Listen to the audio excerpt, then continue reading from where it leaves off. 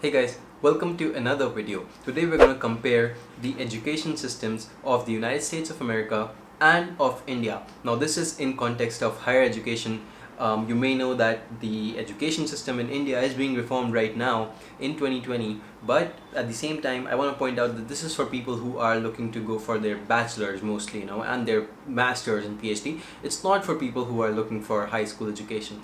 Okay, now for people who are looking for higher education like bachelor's, master's, PhDs, these are the major differences that you're going to come across. But before I actually dive into those, are you guys worried about the tuition cost? Because that's like the number one worry I get, that tuition is the number one reason we cannot afford to study in the United States. Well, let me actually tell you, there are universities which are relatively cheaper as compared to other universities which have extremely high tuition, where you have to spend about crores of rupees. So it's not like that. There are cheaper universities as well, and if you want to find some of those, what you can do is you can go onto this website. It's called ymgrad.com. You go over here and you can select cheapest universities in USA.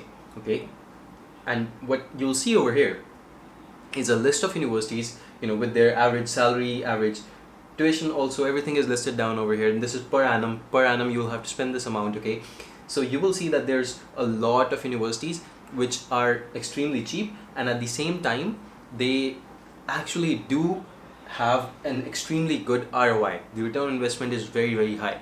Okay, so there are definitely universities that are not in this list which are even cheaper. I'll also show you those. For instance, over here, if you can see, there's Texas Austin over here, which is extremely cheap according to the US standards. Maybe for Indians it's still a little bit, it's still expensive, but still, when you compare the universities in the US, universities like this, $20,000 per annum, and you're getting an ROI which is probably 5 times every single year you'll be earning this amount. So universities can be extremely cheap as well, but at the same time, there are other universities which are even cheaper. Like you can look at CSU Sacramento.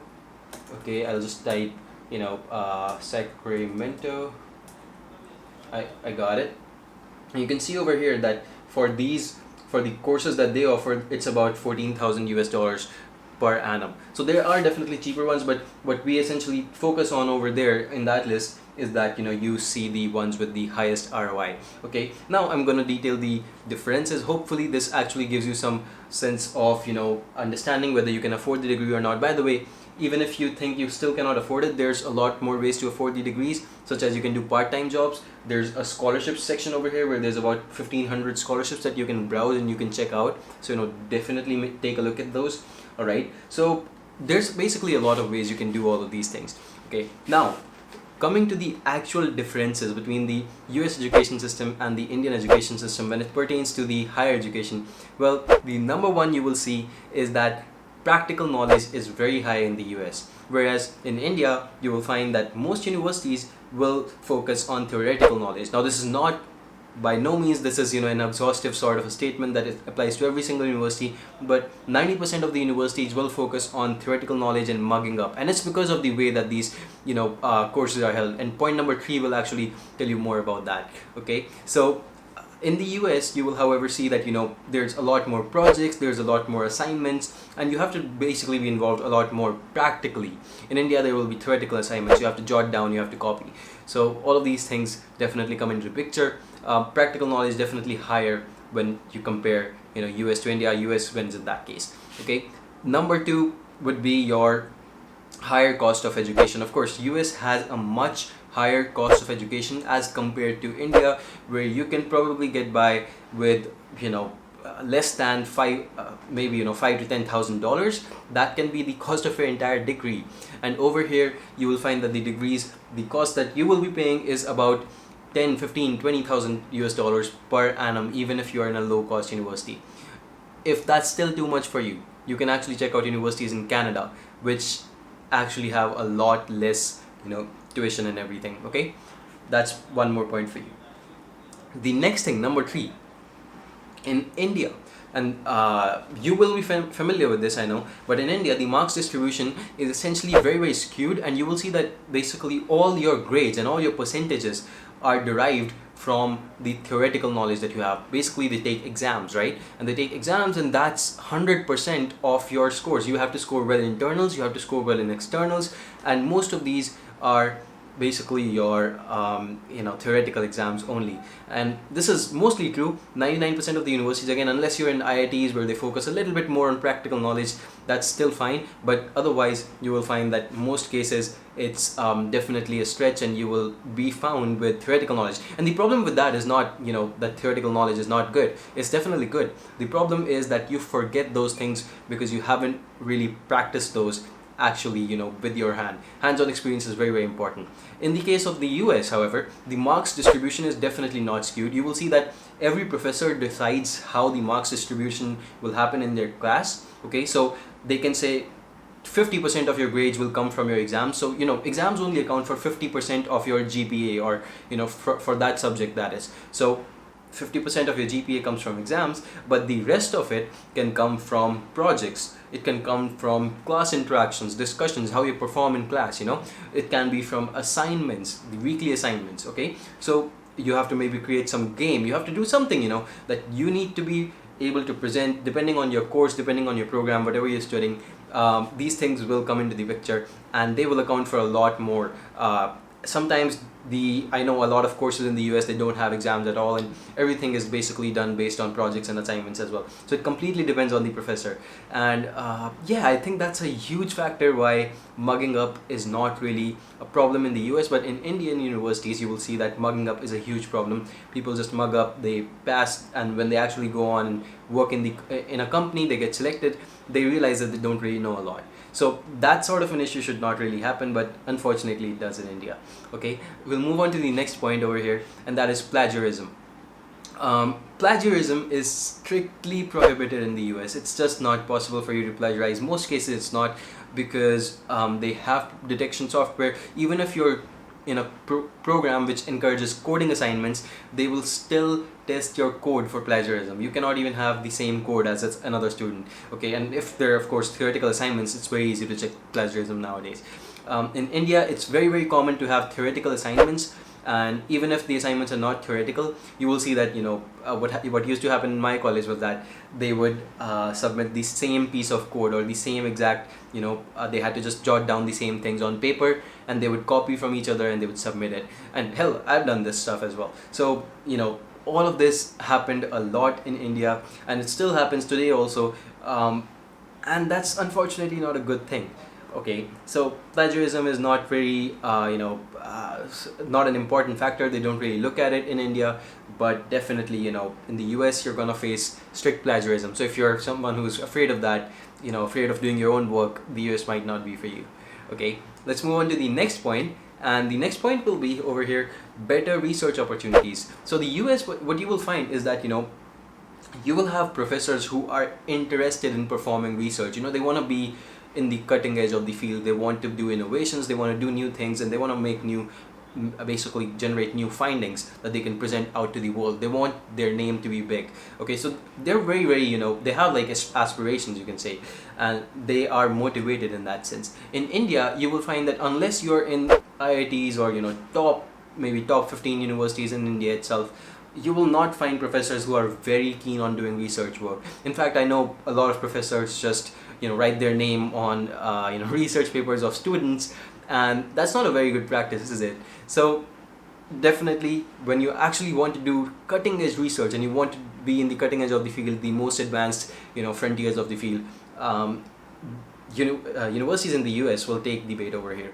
Okay, so let's move on to the next one, and that is part-time jobs. Okay, so if you're studying in the United States, you will find that first off, you're going to be a lot more independent. You have to handle your own expenses, living expenses, then there's tuition, there's a lot of things.